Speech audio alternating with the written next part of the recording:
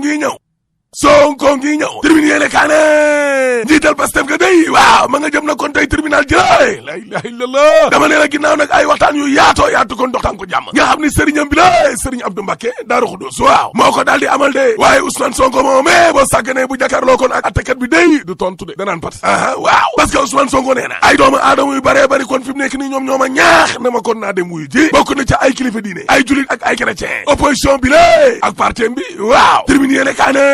lan moo tax nag ba ay avocat wu Ousmane Sonko mi la ne ko demal wuy ji ñoom maître Bamba Cissé ne la ñuy bañ daal mooy maanaam ñu indiwaat yeneen i bagage infraction daal di koy lal na ci ndoddug Ousmane Sonko mi la Khalifa Sall day ci yéene kaay dee média gi waaw nee na coowal Ousmane Sonko dëgg la ndorteel gi day privé la woon waaye tey jilee ak li ñu dund ci week-end bii ñu génn nii ay xel ñaar kay amatu ci léegi laa la wax yow week-end bi ñi nga xam ne ñooy kilifa yi nekk ci nguur gi yëpp riir wutali télé ak rajo yi Khalifa Sall ci tribune yéene kaay ne waaw dama ne bu dee gouvernement bi laalewu ca taxewu ca jegewu ca lan moo tax ba seen kilifa yooyu yëpp daal di dem ci télé ak rajo yi loolee kon day dëggal ñi nga xam ne ñoom ñooy wax ne dossier Ousmane Sonko bi la politique la Ousmane Sonko ci yéene kaay gi ne dossier yi politique yëpp dañu ko gérer politiquement te justice lay def lu ni mel l'observateur ne Ousmane Sonko day waaw tey jile lay jàkkaarloo kon ak atekat ba allahu akbar cay weeru mars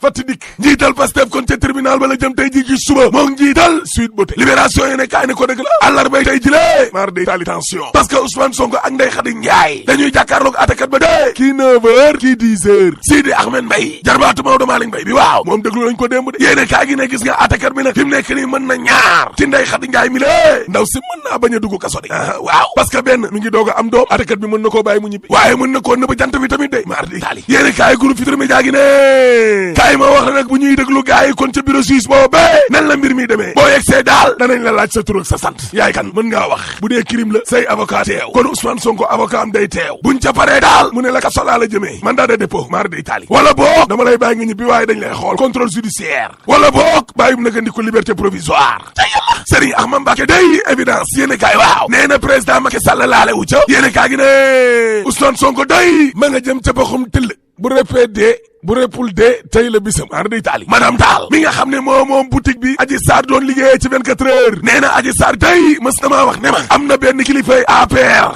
bi nga xam ne moo ma war a yóbbu ca Macky Sall ma lay la ilaha illallah madame Tall ne waaye nag turu responsable boobee du ma ko tudd Ousmane Sonko ne carte gi leer parce que ñi ngi koy wax di ko laam-laamee ci Vox Populi ne Macky Sall ci boppam laa lay wax nii dalal na Adji Sarr cay Sarram Mbundu cay bàjjo bi la ilaha illallah dama ne Macky Sall recevoir na audience Adji Sarr yéeni kaa gi ne Ousmane Sonko day taalub réew fipp rébellion insurrection looloo tax mu waaf critique yéene kaa ne waxet na de waaye bëgg sa réew la ko defee Vox Populi ne en tout cas Ousmane Sonko indi na gindi ci lan moo waral waxetam gi lée nee na muy société civile bi ay avocat am njabootam partem sëriñ si ñëpp ne ko demal wuy ji Ousmane Sonko ne waaye gis ngeen xeex bi mën nañ cee ñàkk ay dunq de suñ dunq mën na cee ruus waaye Macky Sall moom mën na cee ñàkk nguuram gi lée Ousmane Sonko ne waaw ci leesi ko yéene kaay bu kenn jàpp ne dañoo daw de su ko jébalu déedéet dama ne la xeex bi commencé gul Ousmane Sonko ci Vox Populi ne Macky Sall nag na leen leer na du dellu ginnaaw laa la wax parce que xam na ne occasion bii bu ko rëccee dootu ko am looloo tax ba Macky Sall fi mu nekk ni benn bëgg-bëgg doomu la am dàq ma ci liste électorale yi rajee ma nga xam ne dootuma mën a bokk élection du ma mën a nekk candidat élection présidentielle 2024 enquête yéene kaa ne en tout cas Ousmane Sonko day ma ngay jàkkaarloo nag ak ay njuumam waa lii tombé la wala lan la leese ko yéene kaay ne anniversaire tombé Adji Sarr tey la am ñaar fukki at ak benn tey mooy anniversaire le 3 mars waaw xaritam bi lée ay sata bax ñu naan ko maman waaw démb attakat bi déglu na ko lu yàgg mooy deuxième masseuse ba l'observateur dee dem na seen dëkk Maya